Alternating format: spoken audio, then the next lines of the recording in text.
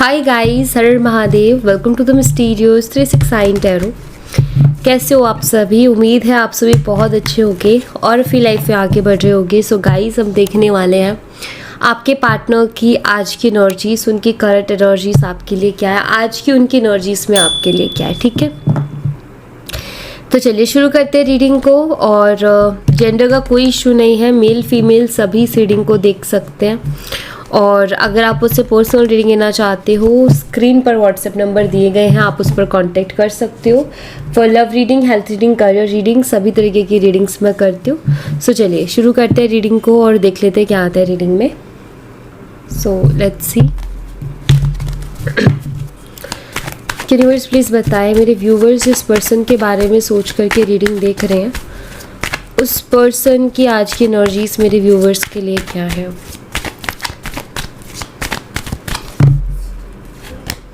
यहाँ पर है knight of wands, Aries, Leo and Sagittarius, मेषिंग और धनु राशि।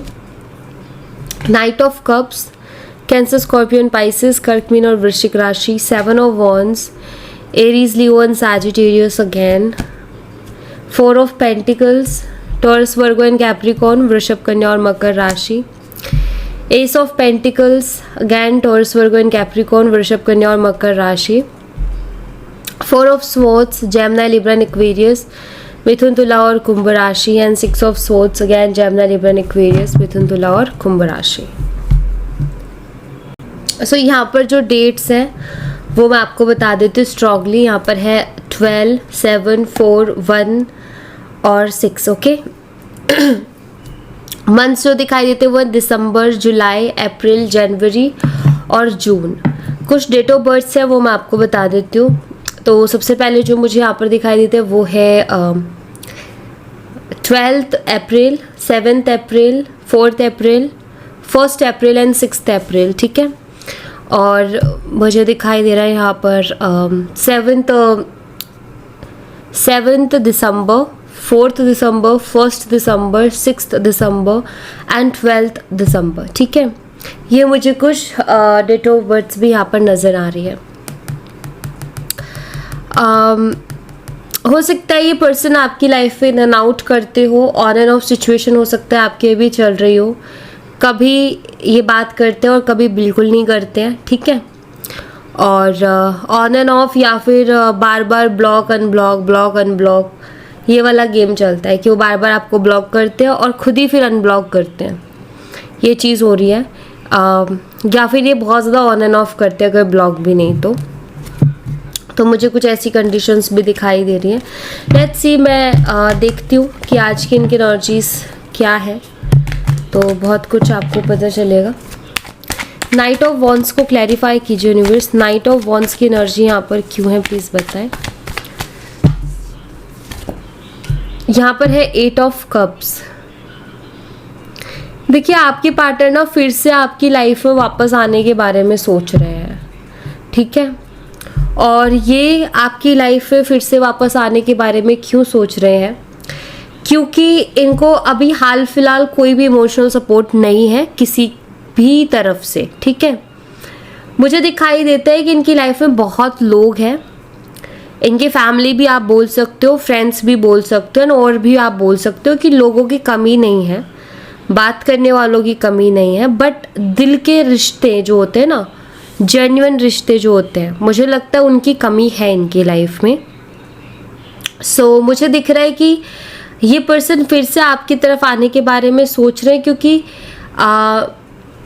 जिनके साथ ये कनेक्ट हो रहे थे, जिनको ये बहुत अपना मान रहे थे, मे बी वहाँ इनको कोई इमोशनली अभी अंडरस्टैंड नहीं कर रहा है। तो इनको अभी ऐसा लग रहा है कि यार यहाँ इतने लोग मुझे दिख रहे कि मेरे हैं, बट हकीकत में वो मेरे नहीं है, या वो मुझे नहीं अंडरस्टैंड करते या मुझे नहीं समझते। तो कहीं ना कहीं उनके पास उसके अलावा कुछ नहीं बचता, आपके अलावा उनके पास कुछ नहीं बचता।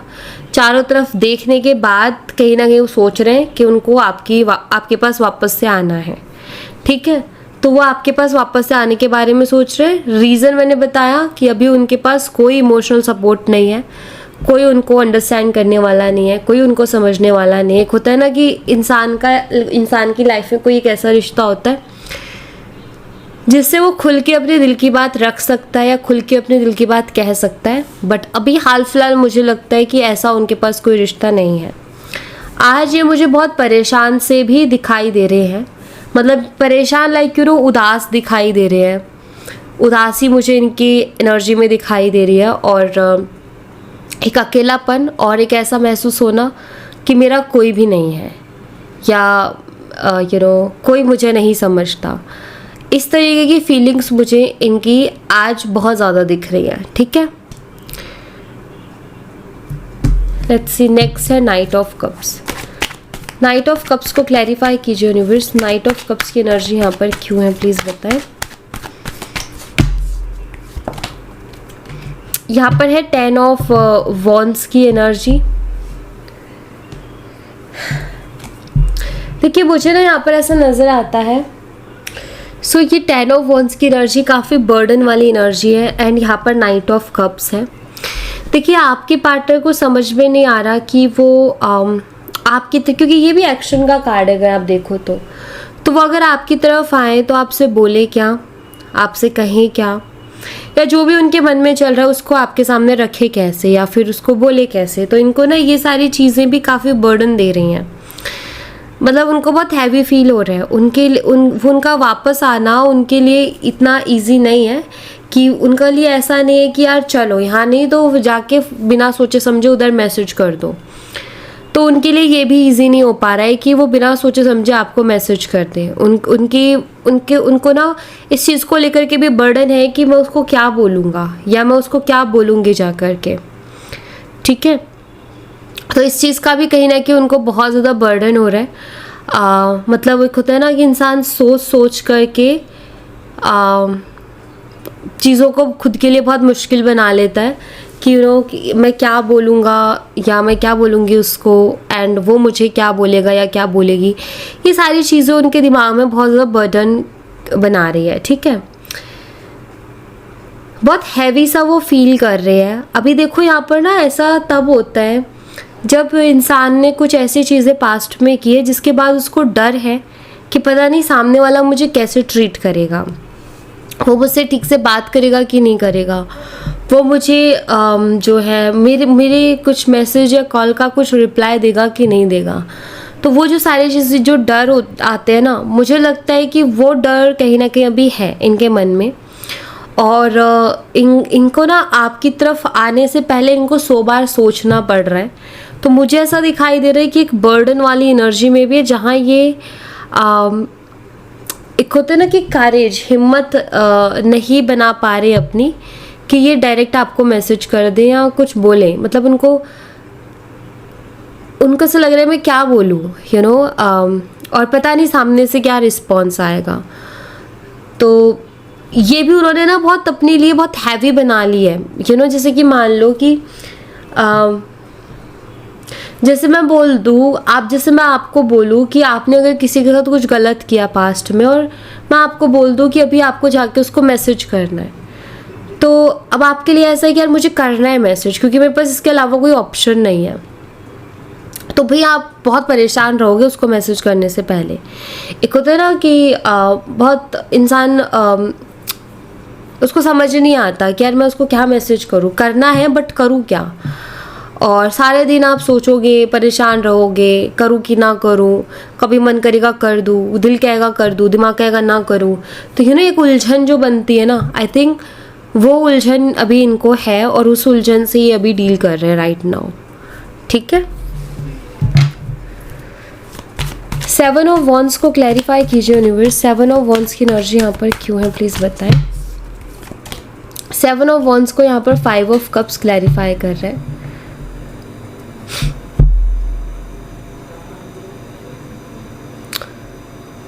मुझे ना यहाँ पर आपके पार्टनर बहुत परेशान से दिखाई देते हैं।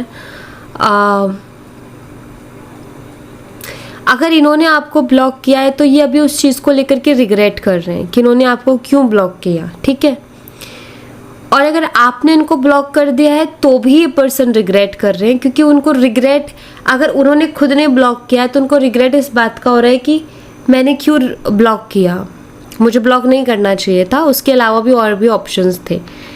ठीक है। और अगर आपने उनको ब्लॉक कर दिया है तो कहीं ना कहीं तो भी रिग्रेट इस बात का है कि क्योंकि आप उनको कभी ब्लॉक नहीं करते थे, मे बी आपके पास आप वो ड्रामा नहीं करते थे, ब्लॉक अनब्लॉक वो खेल नहीं खेलते थे।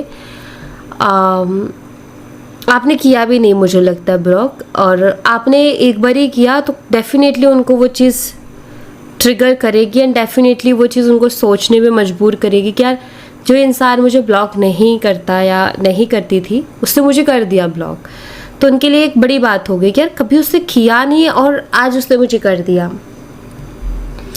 सो यहाँ पर उनको रिग्रेट होता है कि यार वो खुद सोचते हैं कि शायद मैंने उसको इतना तंग कर दिया, उसको मैंने इतना परेशान कर दिया कि उसने हार के उसको मुझे ब्लॉक करना पड़ा।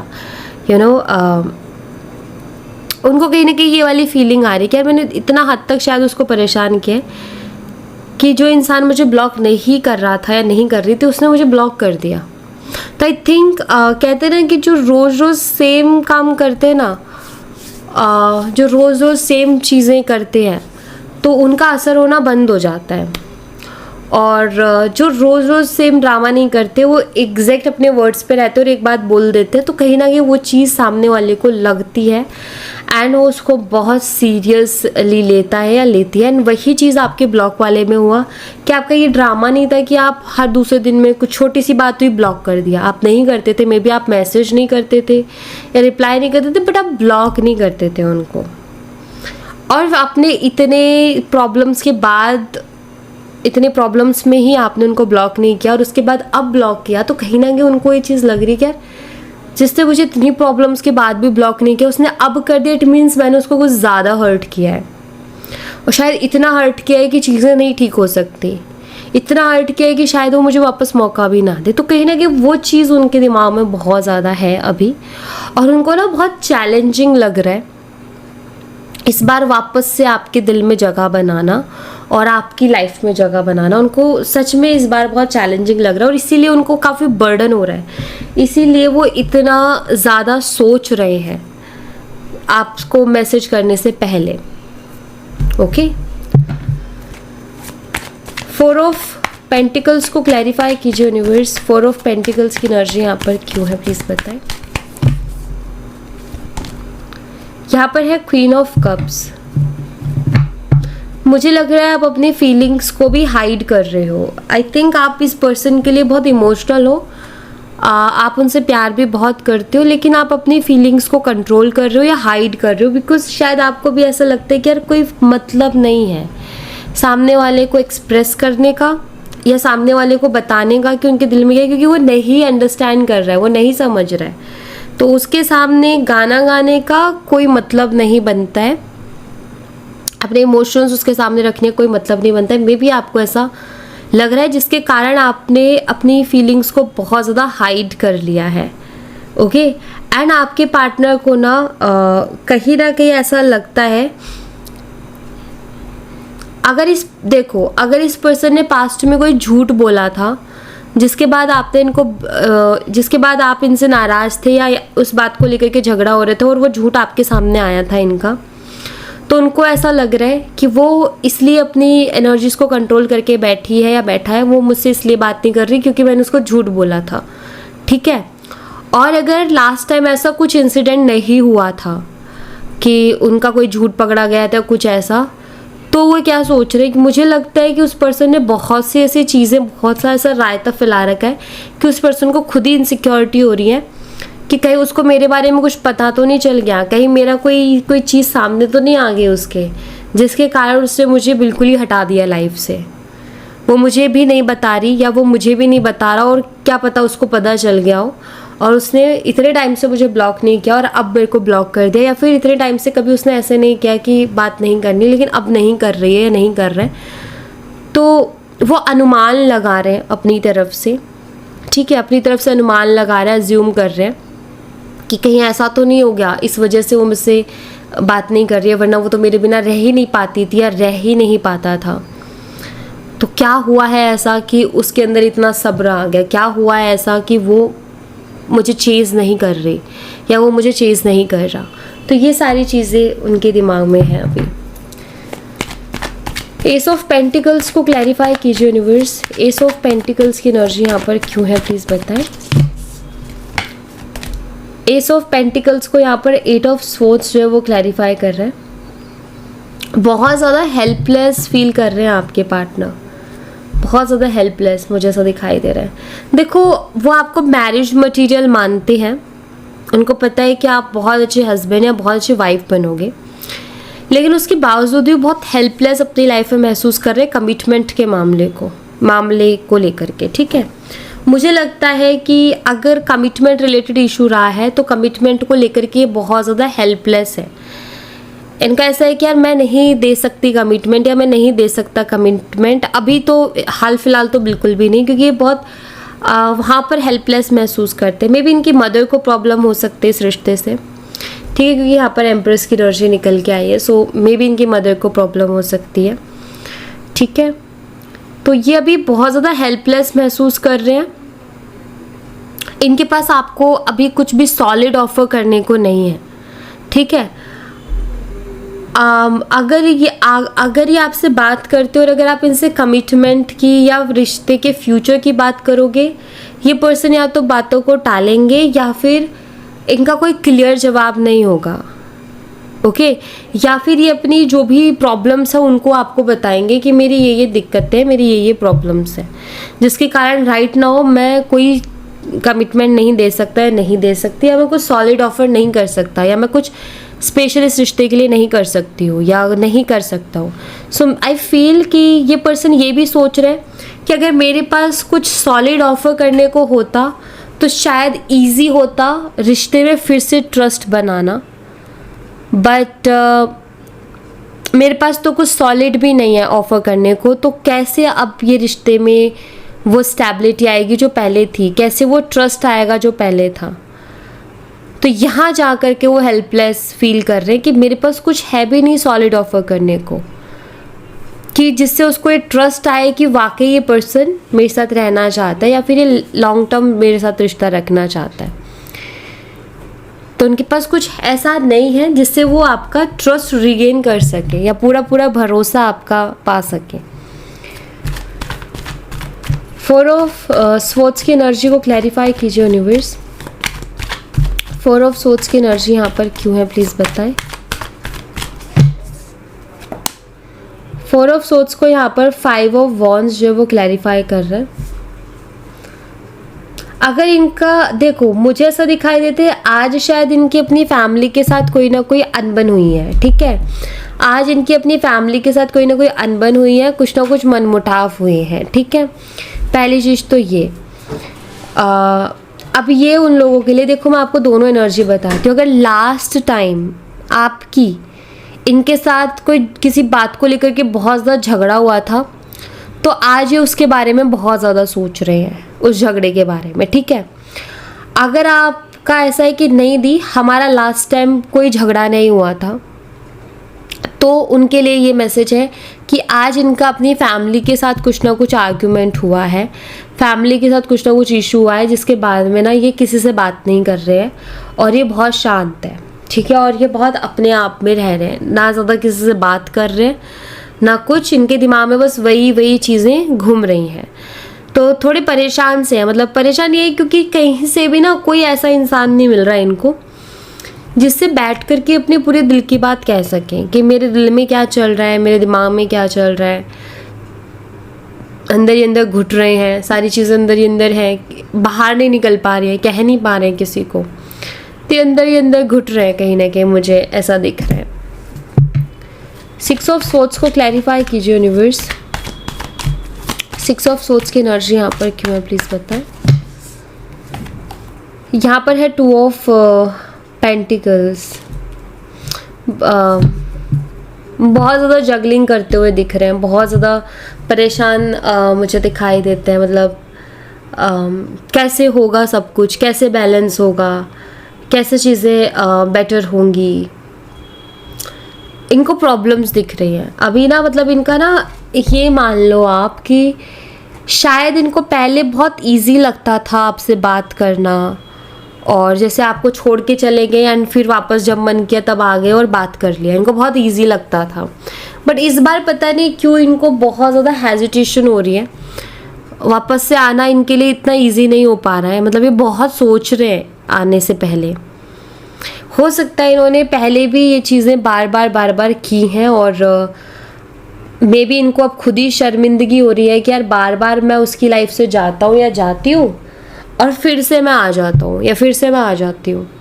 तो मुझे लग रहा है कि इनको शायद शर्मिंदगी भी हो रही है या फिर ये बहुत सोच रहे हैं। हो सकता है लास्ट टाइम आपने इनसे कुछ ऐसा बोल दिया हो जिसके बाद अभी इनके तोते उड़े हुए हैं कि यार अब मैं कैसे या किस मुंह से जाके मैं उससे बात करूँ, क्या बोलूँ मैं उसको।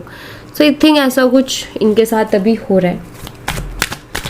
मैसेजेस देख लेते हैं यहाँ से क्या मैसेजेस हैं।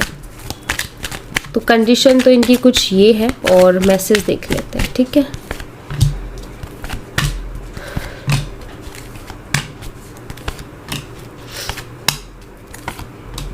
बॉटम ऑफ द डेक से है I have told my friends about you. तो आई थिंक इन्होंने अपने फ्रेंड्स से डिस्कस किया हो आपके बारे में, ठीक है, वो मुझे दिखाई दे रहा है। I get nervous to call you, I don't want to be ignore. तो सबसे पहला मैसेज यही आया है कि ये नर्वस है आपको कॉल करने से, क्योंकि इनको लगता है कि शायद आप इग्नोर कर दोगे और ये नहीं चाहते, आपकी इग्नोरेंस नहीं देखना चाहते, इनको शायद वो बर्दाश्त नहीं होगी, ठीक है। I could never forget about you. तो ये आपके बारे में नहीं भूल सकते ना आपको भूल सकते। इन्होंने आपके साथ क्या किया वो भी नहीं भूल सकते और ना आपको भूल सकते। इनके लिए इतना ईजी नहीं है वो चीज़। I am secretly obsessed with you. तो ये शो नहीं करते बट कहीं ना कहीं एक ऑब्सेशन सा, एक ऑब्सेस्ड एनर्जी है इनको आपको लेकर के, और वो भी शायद इन्होंने अभी जानी है जब ये आपसे दूर हुए। पहले शायद इनके लिए सब कुछ खेल था या इजी था, आना जाना ये वो, बट अब जब ये चीज़ें हुई हैं तो देन उसके बाद में कहीं ना कहीं इन्होंने फील किया है कि नहीं यार मैं भी नहीं रह पा रहा उसके बिना। I kept the text. So पुराने मैसेजेस वगैरह इनके पास हैं और ये उनको जब भी याद आती है मे बी उसको देखते हैं या रीड करते हैं, ठीक है। I want to marry you one day. तो इनको ऐसा लगता है कि मतलब ये आपसे शादी करना चाहते हैं और उनको ऐसा लगता है कि मैं एक दिन करूँगा या करूँगी, लेकिन मुझे नहीं पता क्या होगा क्या नहीं होगा, बट यू नो उम्मीद कहते हैं ना कि वो वाली मुझे यहाँ पर इनके दिखाई देती है।